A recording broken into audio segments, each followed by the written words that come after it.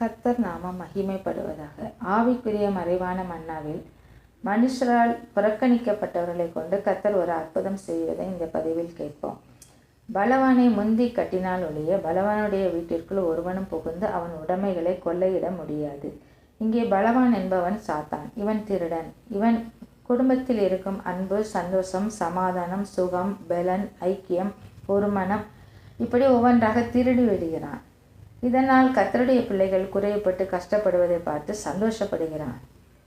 நம்முடைய ஆண்டவராய் இயேசு கிறிஸ்து சிலுவையில் பிசாசை ஜெயித்து அவனுடைய அதிகாரங்கள் எல்லாவற்றையும் பறித்து கொண்டார்.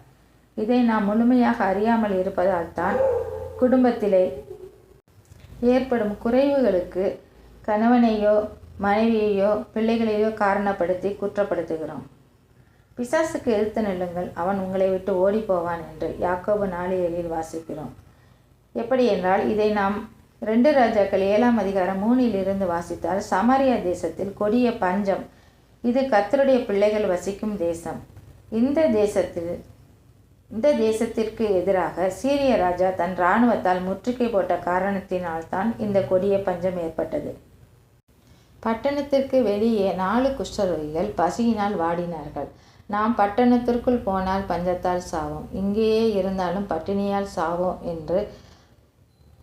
என்று நினைத்து அவர்கள் தங்களுக்கு ஆகாரம் கொடுக்காத குடும்பத்தாரை குறை சொல்லாமல் எதிரியின் பாளையத்தை நோக்கி போவோம் என்று முடிவெடுத்து புறப்பட்டு போனார்கள். இதுதான் பிசாசை எதிர்த்து நிற்பதற்கு அடையாளம். இவர்கள் பாளையத்தை நோக்கி நடந்தவுடன் கர்த்தரே யுத்தம் செய்ய ஆரம்பித்து விட்டார். எப்படி என்றால், குஷ்டரோகிகளின் நடக்கும் நடையின் சத்தம் எதிரிகளுக்கு ரதங்களின் இரைச்சலையும் குதிரைகளின் இரைச்சலையும் மகா இராணுவத்தின் இரைச்சலையும் கேட்க பண்ணினார். இதை கேட்ட எதிரிகள் பயந்து அவர்களுடைய உடைமைகளை அப்படியே விட்டுவிட்டு உயிர் பிழைத்தால் போதும் என்று ஓடிப்போய் விட்டார்கள். குஷ்டரோகிகள் பாளையத்திற்குள் போய் திருப்தியாய் புசித்தார்கள். இந்த நற்செய்தியை பட்டணத்திற்கும் சொல்லி அனுப்பினார்கள்.